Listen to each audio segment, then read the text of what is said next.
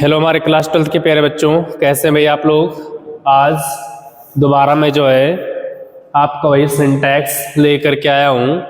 मैंने कल आपका 50 क्वेश्चंस प्रिपेयर करवा दिया था।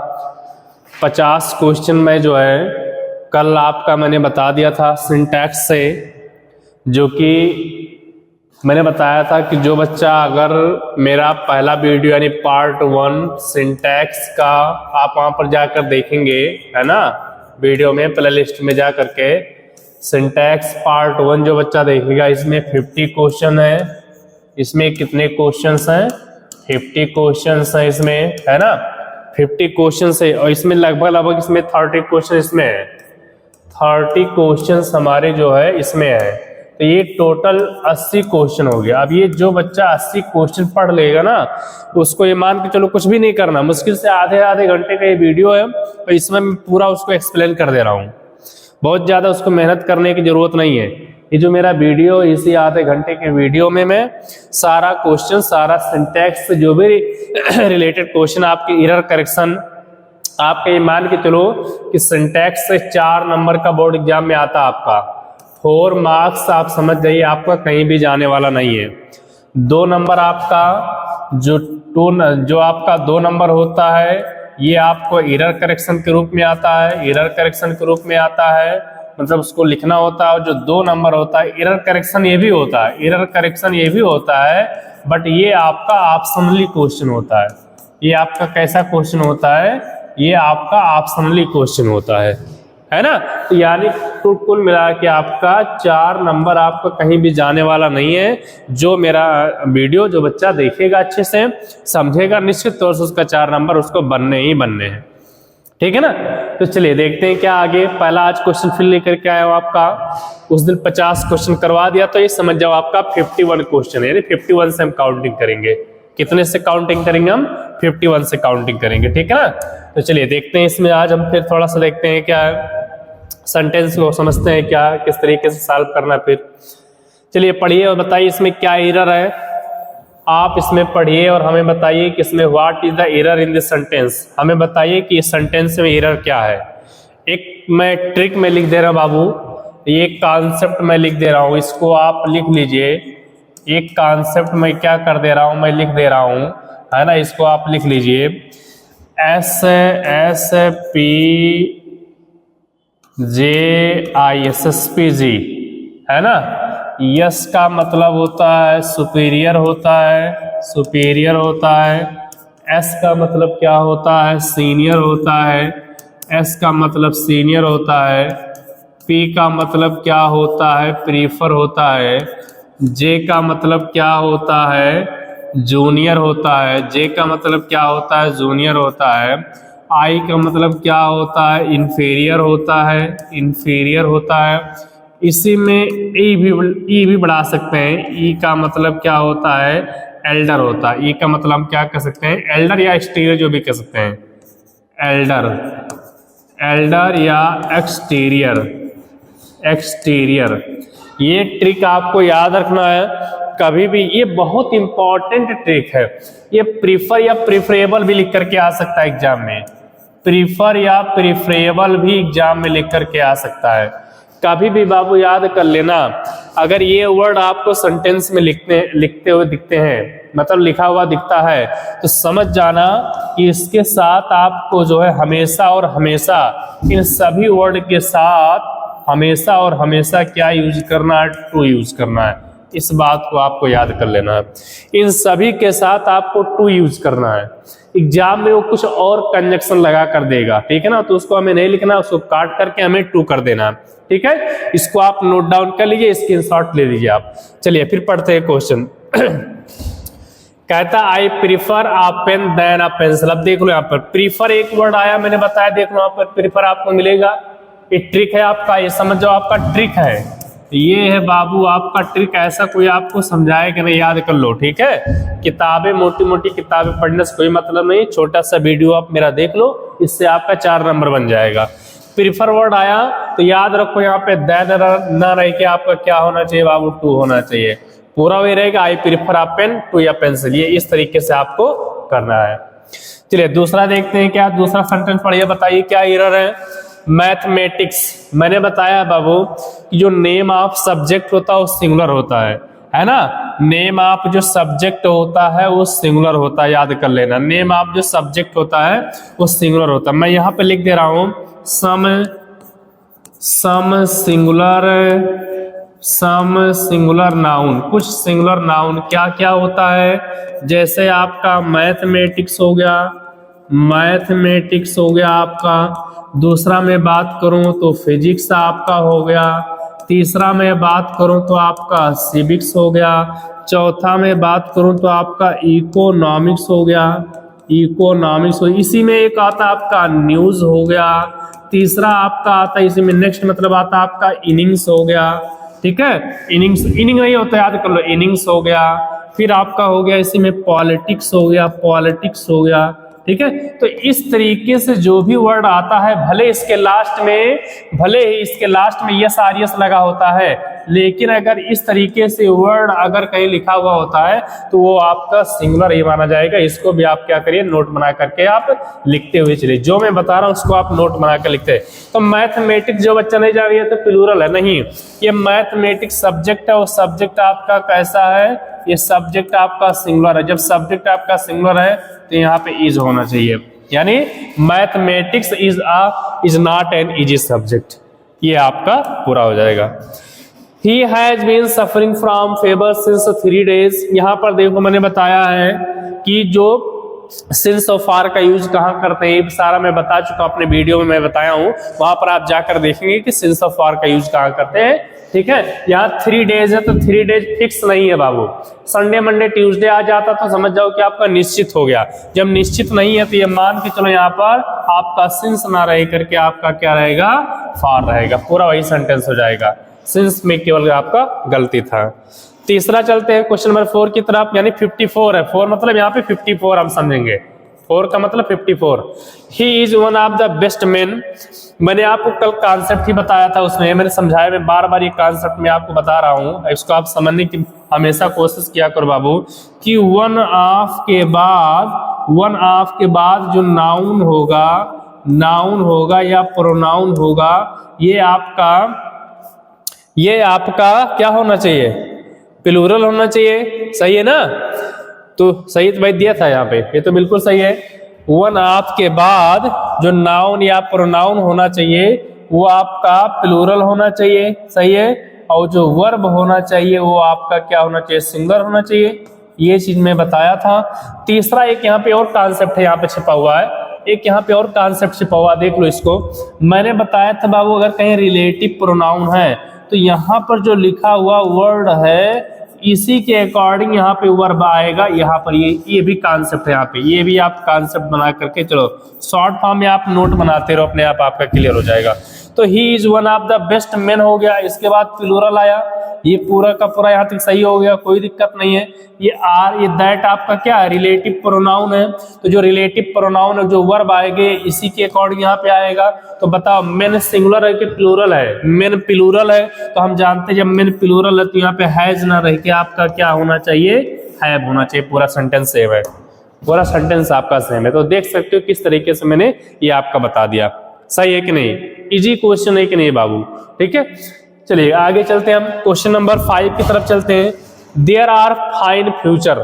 एक चीज में याद रखो बाबू, ये मैं बताया हूं, ये जो देयर होता है, एक डमी सब्जेक्ट है। कैसा सब्जेक्ट है, ये एक डमी सब्जेक्ट है, याद रखो।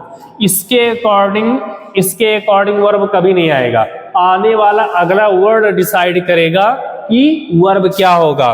तो फाइन फर्नीचर, ये फर्नीचर आपका सब्जेक्ट है यहाँ पे, और सब्जेक्ट आपका कैसा, ये सिंगुलर है। जब ये सिंगुलर है तो आर ना रह के क्या रहेगा, आपका इज हो जाएगा। तो there is a fine furniture in the, पूरा वही सेम सेंटेंस रहेगा, सिर्फ आर में आपका एरर था। सिर्फ सेंटेंस में, सिर्फ इस क्वेश्चन नंबर 5 में आर आपका एरर था। ठीक है, तो इसको आप नोट डाउन कर लीजिए बाबू। क्वेश्चन नंबर 6 की तरफ चलते हैं। अगर मेरा वीडियो पसंद आए बाबू, अच्छा लगे, इस तरीके से वीडियो आप चाहते हैं, तो निश्चित तौर से मेरे वीडियो को शेयर कीजिए, सब्सक्राइब कीजिए, बेल आइकन दबाना ना भूलिए, ताकि नोटिफिकेशन आपको मिलता रहे। चलिए क्वेश्चन नंबर 6 की तरफ चलते हैं। क्या है क्वेश्चन नंबर 6 देख लेते हैं एक बार थोड़ा सा। क्या है बताइए, इसमें आप पढ़िए और बताइए इसमें क्या एरर है। आप पढ़िए और बताइए इसमें क्या एरर है। आप बताइए he you and I are friends, बताइए क्या एरर है, कोई बता सकता है? देखिए बाबू मैं बता रहा हूं आपको, प्रोनाउन को जो अरेंजमेंट करने का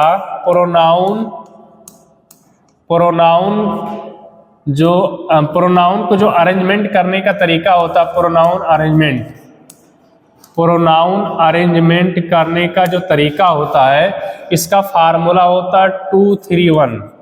231 के रूल के अकॉर्डिंग हम क्या करते हैं, प्रोनाउन को सेट करते हैं। मतलब पहले आपका सेकंड पर्सन होना चाहिए, उसके बाद थर्ड पर्सन, उसके बाद फर्स्ट पर्सन।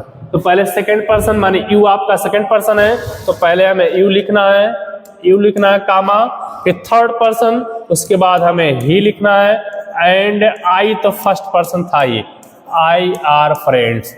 अब ऐसा मत कर देना, बहुत सारे बच्चे क्या करेंगे, आई दिया तो इसको आई में चेंज कर देंगे, ऐसा कर देंगे, गलत हो जाएगा। ऐसा बिल्कुल भी नहीं करिए। यहाँ पे 3 लोग हो गए तो आई के साथ हम आर ही लगाएंगे। You he and I are friends. I am नहीं करेंगे बाबू वरना रॉन्ग हो जाएगा, याद कर लो। ये भी प्रोनाउन को अरेंजमेंट करने का तरीका ये है, इसको आप क्या करो, नोट डाउन कर लो। ये 231 रूल के अकॉर्डिंग हम क्या करते हैं, फिक्स करते हैं। ये देखिए इस तरीके से क्वेश्चन मैंने आपको बताया हुआ है। इफ आई वाज यू, मैंने बताया हुआ क्या कि अगर मान लो ये इफ क्लास है और सेंटेंस कैसा है, इमेजिनरी है। सेंटेंस कैसा है, इमेजिनरी है। तो याद कर लेना, इफ के साथ if plus subject plus were use करना हमेशा आपको यही फार्मूला चलना है, याद कर लेना। कहता है कि काश मैं, इफ आई वाज यू, कहता काश मैं तुम होता, मतलब कल्पना कर रहा है, नहीं कल्पना करते नहीं, काश मैं पक्षी होता, काश मैं इस देश का प्रधानमंत्री होता तो ये कर देता, काश मैं डीएम होता तो मैं ये कर देता, काश मैं अंबानी होता तो मैं ये कर देता, मैं ऐसा नहीं करता। तो ये कल्पना करते हैं बाबू। जब भी कल्पना करने का सेंस आएगा तो याद कर लेना, कोई भी सब्जेक्ट हो, चाहे सिंगुलर हो चाहे प्लूरल हो, आंख मूंद के उसके साथ आप वर का यूज कर देना, वर है ना। कहता काश में तुम होता तो ऐसा कभी नहीं करता, तो यहाँ पे आपका वाज के स्थान पे वर रहेगा। तो यहाँ पर हम लिखेंगे if I were you I would never do that. ये पूरा आपका हो जाएगा सेंटेंस, ठीक है, ये पूरा आपका सेंटेंस हो जाएगा, है ना। चलिए, मिस्टर पी के रॉय इज ए एमपी। बताइए यहाँ पे क्या एरर है, what is the error in this sentence. MP बताइए। देखिए बाबू यहाँ पर ए दे दिया, यहाँ पर एमपी कैसे लिखोगे, MP A M O P. अब यहाँ पर देखो इसका फर्स्ट लेटर वावेल है, और हम जब जानते हैं वावेल है तो यहाँ पे क्या यूज करना है, एन यूज करना, एन एम पी लिखना है। एरर आपका ए में था। व्हाई आर यू अफ्रेड, याद कर लेना, मैं लिख दे रहा हूं कुछ यहाँ पे। एक शब्द होता है फॉन्ड होता है, एक शब्द होता है अफ्रेड होता है, एक शब्द होता है अवेयर होता है, या इसी को अनअवेयर भी हम कह सकते हैं, ठीक है। इसके साथ है ना, या हम फाल का भी यूज कर सकते हैं। इसके साथ हमेशा याद रखो, इसके साथ तो दूसरा भी आ सकता है, लगभग इसके साथ हम ऑफ यूज करते हैं, याद कर लेना। तो यहाँ पे हमें क्या यूज करना, प्रीपोजिशन अफ्रेड ऑफ होता है, अफ्रेड ऑफ हिम यूज करते हैं। ये फिक्स वर्ड होता है, इसको आप लिख लीजिएगा। It is I who is, फिर यहाँ पर देखो ये आपका रिलेटिव प्रोनाउन आ गया। अब जब रिलेटिव प्रोनाउन आ गया तो मैंने बताया हुआ कि इससे पहले जो वर्ड रहेगा इसके अकॉर्डिंग यहाँ पे वर्ब आएगा। तो आई के साथ इज नहीं यूज करते, आई के साथ हम क्या यूज करते हैं, एम यूज करते हैं, पूरा सेम सेंटेंस रहेगा। सही है कि नहीं, पहले बताओ सही है कि नहीं। I am grateful for you, देखो ग्रेटफुल के साथ हमेशा टू यूज करते हैं, ग्रेटफुल और थैंकफुल के साथ हमेशा टू यूज करते हैं। ग्रेटफुल और थैंकफुल और नो भी कहीं लिखा हो, नो के साथ और ओब्लाइज्ड के साथ इसको हमेशा क्या यूज करते हैं, टू यूज करते हैं। याद कर लेना क्या यूज करते हैं, इसके साथ हमेशा टू यूज करते हैं, इसको आप लिख लीजिएगा, ठीक है। तो यहाँ पर आपका क्या हो जाएगा, फॉर के स्थान पे आपका क्या लिखना है, टू लिखना है। मिल्क इज प्रिफरेबल, फिर देखो आ गया प्रिफरेबल आ गया, मैंने बताया था चाहे प्रीफर हो चाहे प्रिफरेबल हो, इससे पहले ने कॉन्सेप्ट बताया हुआ है प्रीफर का एसएसपीजी का, तो प्रिफरेबल दे दिया तो यहाँ पे देन ना रहेगा, आपका क्या रहेगा टू रहेगा बाबू।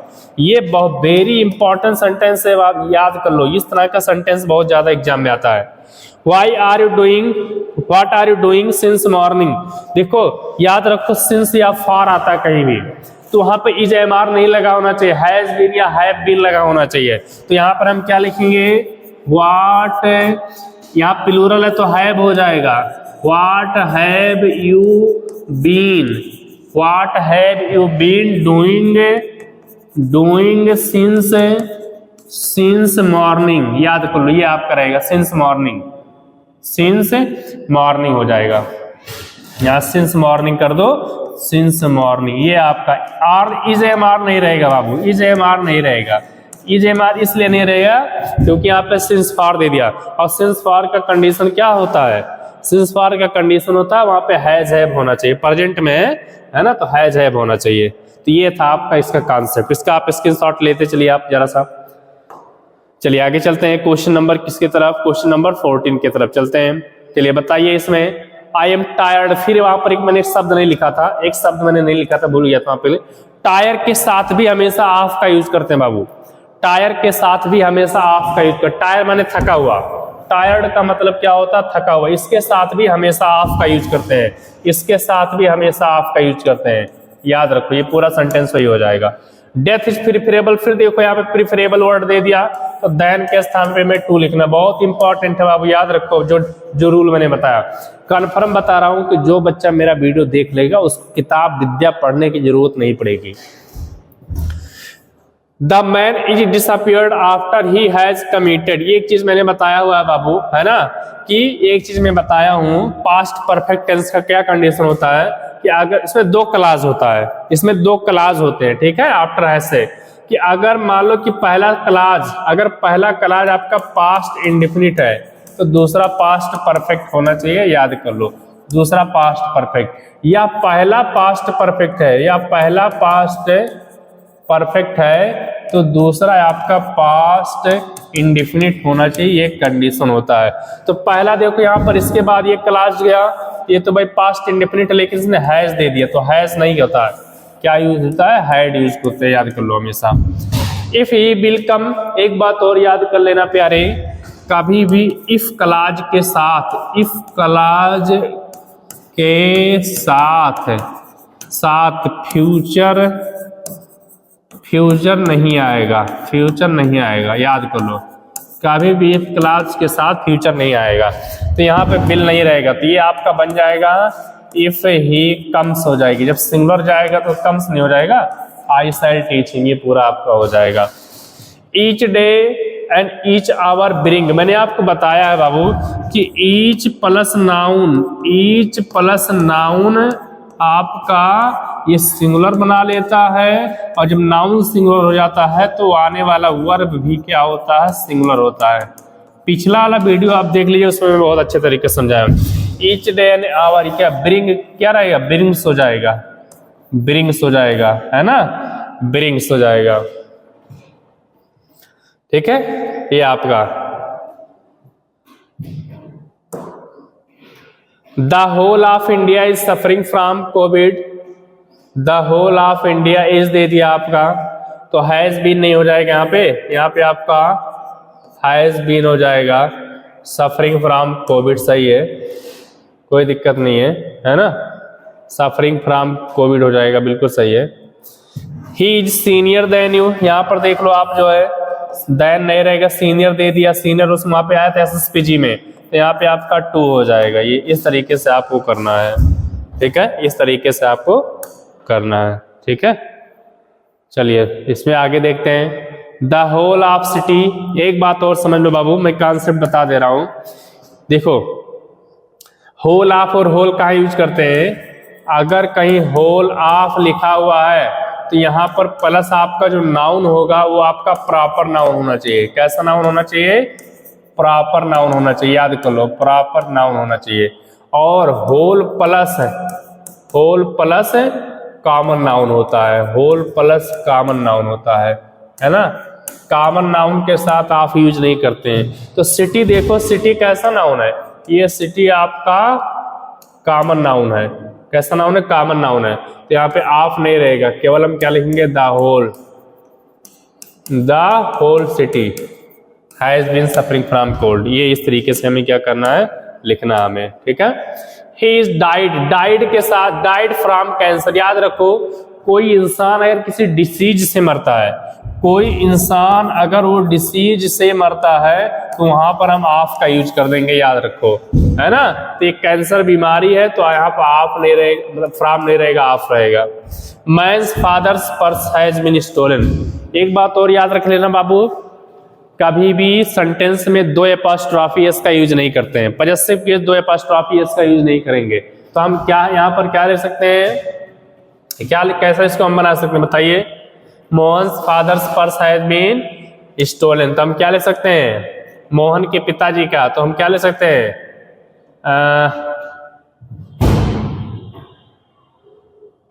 कैसे ले सकते हैं? द फादर, हम लिखेंगे the purse of Mohan's father, ऐसा लिखेंगे। द पर्स, इसको हम ऐसे लिखेंगे द पर्स आप, हम एक ऑफ लगा देंगे बस, of Mohan's father has been stolen, has been stolen. अगर दो एपॉस्ट्रॉफी आता है तो हमें क्या करना है? ऑफ का यूज कर देना, याद कर लेना हमें। India one the match by N inning, यही क्वेश्चन 2025 में आया हुआ है। 2025 में ये क्वेश्चन आया हुआ है। अभी जस्ट मैंने बताया कि mathematics, civics, economics, news, politics, innings, ये सब सिमिलर होते हैं। यहाँ देखो दे रहा बाबू, इनिंग दे रहा। इनिंग कोई वर्ड नहीं है, ये इनिंग्स होता है। क्या होता है? इनिंग्स होता है, याद कर लेना ये। I am confident to win, बताइए क्या रहेगा? I am confident to win, confident to win. Confident के साथ हमेशा क्या यूज करते हैं? फॉर लगाते हैं बाबू। आई एम कॉन्फिडेंट फॉर, अब फॉर लग गया तो बिनिंग होना चाहिए, बिनिंग होना चाहिए, बिनिंग। फॉर के साथ आईएनजी लगाते हैं, पहले वीडियो में देख लीजिएगा। यूएसए, कभी भी कोई कंट्री वहां पे यूनाइटेड आ रहा है, यूनाइटेड, तो याद कर लेना यूनाइटेड के साथ आर्टिकल हमेशा द आता है। तो यहाँ पे द यूएसए हो जाएगा। क्या हो जाएगा? द यूएसए हो जाएगा, बाकी सेम वही रहेगा। अनलेस यू वर्क हार्ड, यहाँ पर देख लो क्या एरर है। अनलेस तो सही है, यहाँ देखो ये सब्जेक्ट आपका था तो सब्जेक्ट आपका प्लूरल है। जब सब्जेक्ट होती है, वर्ब भी कैसा होना चाहिए था? इसको भी प्लूरल होना चाहिए था। यहाँ वर्क दे दिया तो यहाँ पे क्या रहेगा? वर्क हो जाएगा, बाकी सेम पूरा वही रहेगा। ठीक है, तो देख सकते हो बाबू 27 क्वेश्चन इसमें था और 50 क्वेश्चन उसमें था। टोटल मैंने जो है 77 क्वेश्चन मैंने बता दिया। निश्चित तौर से बता रहा हूं कि जो बच्चा ये मेरा वीडियो देख लेगा, पहला पार्ट, ये पार्ट 2 है, दोनों पार्ट जो देख लेगा, मुश्किल से 1 घंटे का वीडियो है, कन्फर्म उसको 4 नंबर कोई माइकलाल रोक नहीं पाएगा। ठीक है ना बाबू? Okay, thanks to all, best आप लोग, है ना। हमारे यूपी बोर्ड के जितने भी बच्चे हैं, ये सारा वीडियो आप देख सकते हैं। ठीक है ना? ओके, पढ़ते रहिए बच्चों और मेहनत करते रहिए, एग्जाम बहुत ही करीब आ रहा है। एक एक चीजें मैं आपको बता रहा हूँ, ये बता दिया आपको, सिंटैक्स बता दिया, उसके बाद में और बहुत सारी चीजें मैं बताऊंगा। ठीक है ना? चलिए पढ़ते रहिए।